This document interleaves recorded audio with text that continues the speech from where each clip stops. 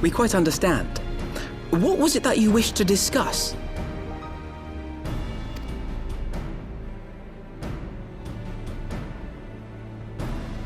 With my father's passing, the seat of the Archbishop lies vacant.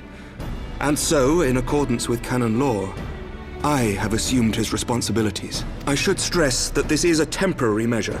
It was never intended that the Lord Commander of the Temple Knights serve in this capacity indefinitely.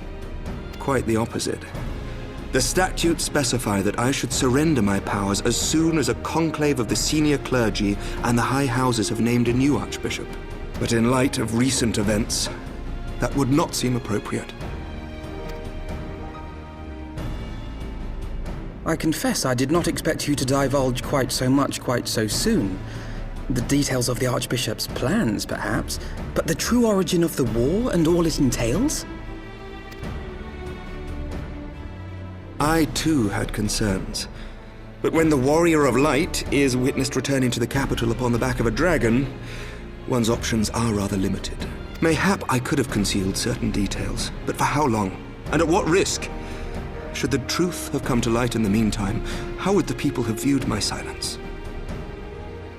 After 1,000 years of lies and secrecy, I could not well abuse their trust and hope to be believed. The time for deception has passed.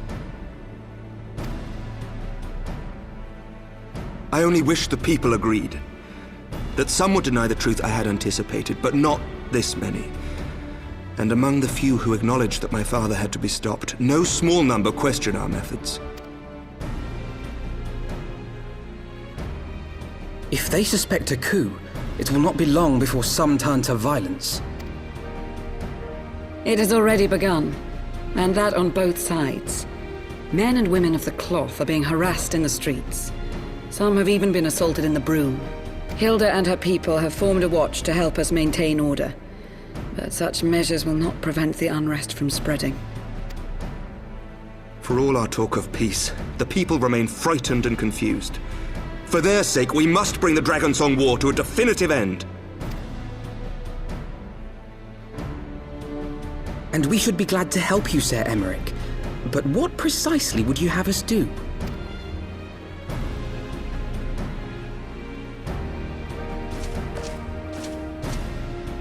We wish to treat with the dragons of XIV. To that end, I would trouble you for an escort and an introduction.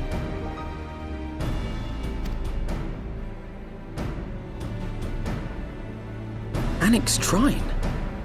You would speak with Vidofnir, then? We must needs open a dialogue between our peoples.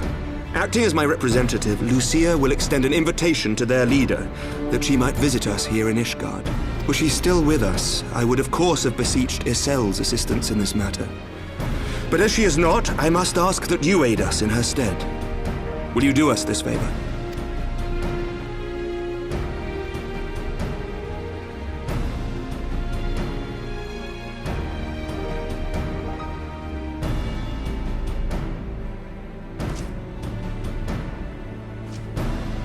Thank you, my friends.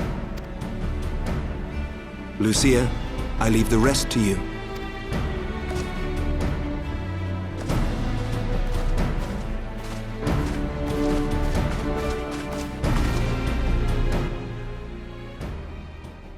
In the wake of the Archbishop's fall, the nation of Ishgard trembled, the faith of her people shaken to its very core.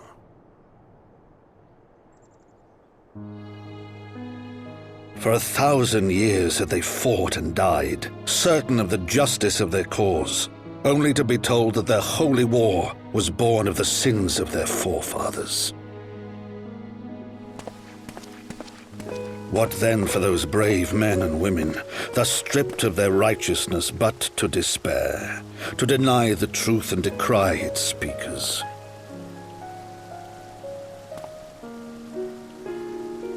And what then for those whom they defamed but to hope on, to have faith in a brighter tomorrow?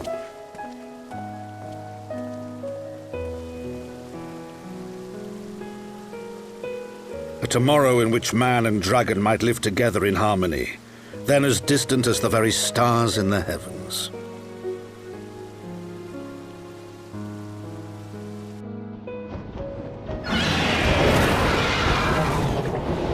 Yet while we dared to hope, deep within his lair the enemy lay, gathering his strength. Nidhogg, now possessed of his 2 eyes and the body of the Azure Dragoon, prizes to which he had laid claim at the very hour of the hero's triumph.